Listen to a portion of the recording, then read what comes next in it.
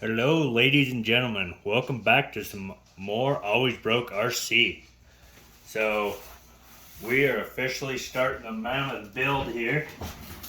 So, before I get started, I'm going to just go over some basics of how I personally start a kit and kind of what I like to do with the kit.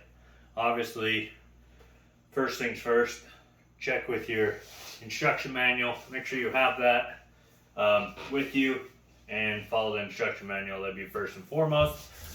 Mine is just right here. So, right here. But what I'm working on right now, not that crucial, but going back to making sure certain things are in certain places. Make sure you have the tools selected to do the job. I'll be using this DeWalt. This is a DeWalt 12 volt brushless adjustable set-in power tool. If you choose to use power tools, awesome.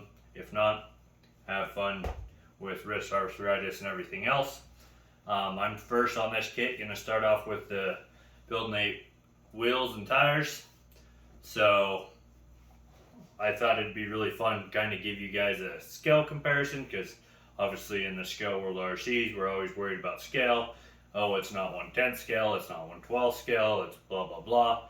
So anyways, these here are looks like a 2.2 size tire. So that would be next to this, which is just a Pro line as well. So I would probably agree that it is a 2.2 size tire, not a 1.9.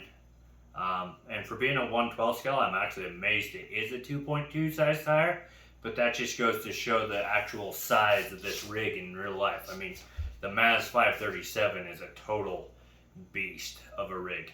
But anyways, like I said, just a 2.2 next to a 1.5 height-wise comparison. I'm not going to go super into detail on that because obviously certain people know what a 1.5 size is. And this is the Vanquish Phoenix VS410 stock rubber that comes with it. And I mean, that next to the mammoth tire, obviously that kind of gives you an idea just how skinny that Vanquish tire really is. It's like half the size of this tire. So those Vanquish tires that come with that kit are pretty narrow, but that is your size. If anyone's wondering on the mammoth, it is rocking 2.2s for the size of rubber. So anyways, I built plenty of beadlock wheels in my day. I actually just got finished the other day on building the Boom Racing wheels and tires for my Vanquish Phoenix kit, and I got that all figured out. If you guys watched my video, I made comment that I was struggling, but thanks to Dixieland RC's bright, knowledgeable brain, he was able to get me all squared away and get me the parts that I needed to fix my Boom Racing Pro Build wheel and tire issue. Basically what happened is, this is like your barrel depth. I had the extra wide offsets and I needed the 15 millimeter offsets, so got that all figured out. But anyways, basically how you're going to build these tires, you'll put in your center ring. That goes, obviously, just push it right in there. Goes right in. Then you'll take your barrel, your deep barrel, I like to call them. Usually have a deep barrel and a shallow barrel. This is your shallow. Basically, push them together. Then you're going to line up your holes. Now, you need to make sure, obviously, when you're building these, like there is a way you could do these wrong. So there's an inner dimple and an outer dimple. An inner dimple and an outer dimple. You need to make sure that they go together. So basically, they'll be like this.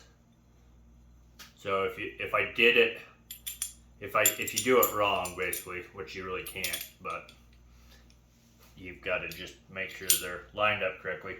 There are certain beadlock wheels that you can do them wrong. So anyways, not really on this kit. So anyways, going back to what I was saying, make sure you push your deep beadlock in.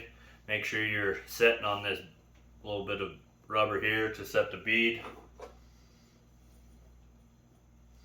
Bada bang, bada bing, bada boom. They'll go in. They might not sit correctly initially because this rubber is pretty wide. So next, you're gonna, I call this the hex piece. You pull it out. One thing about building a kit too, while I'm on the subject before I get too carried away, is obviously I could take all these and dump them out and put them wherever. Try to keep all your stuff in a bag until you need it. Do one thing at a time. Don't just scatter things, or else your kit builds become more of a hassle than they're worth. Now, this is kind of where you could get your building your wheels and tires wrong if you're not paying attention. Double check your instructions.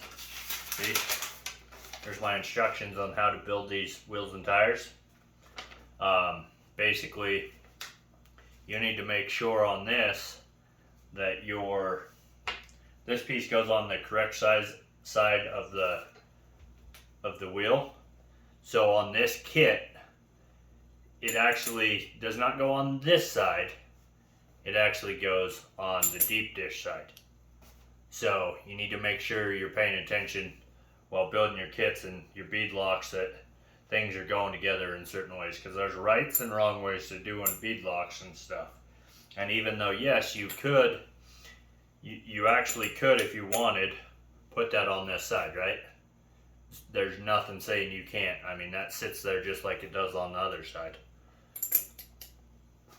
So you could adjust your offset in theory if you wanted to, but because there's also a plastic bead that goes in here, you need to make sure you do that.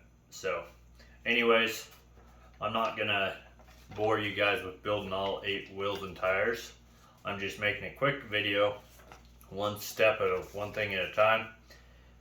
So this was me just more or less talking about building some bead locks and kind of how to set up a kit and how I like to start. And like I said, make sure you follow your instructions. Just like here, it shows in the diagram 2 screws and 2 nuts. Well, if you actually look in your bags, in this bag here are the 2 screws, and you take 2 nuts. What those do is they'll pinch your bead lock together, because these are longer screws than what it actually takes to assemble the bead lock. So those are what they call starter screws, and it just makes building your bead locks a lot easier, because this rubber is not conformed and pinched in the middle yet. So it's still pushing out and making that wider. So if you're trying to start your hardware, it makes it a lot harder to get it in and started. So, just pay attention to those details. Make sure that, step by step, if you're not sure or whatever, contact your local hobby shop, contact someone who's more knowledgeable than you, just like I had to the other day with Dixieland RC, and get squared away.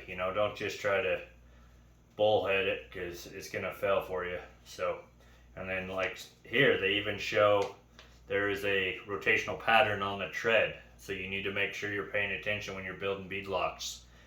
What's your tread pattern? How's it sitting? All that kind of stuff. But like I said, some key factors in starting a kit. Make sure you got your tools required to start the kit. Make sure you got your instructions.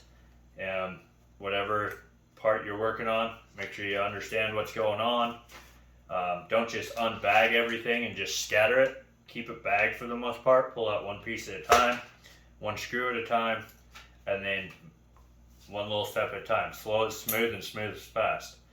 So without further ado, guys, I'm going to just build these bead lock wheels right quick. I've got 8 of them to build. It's going to take me a little bit, but like I said, nothing but time.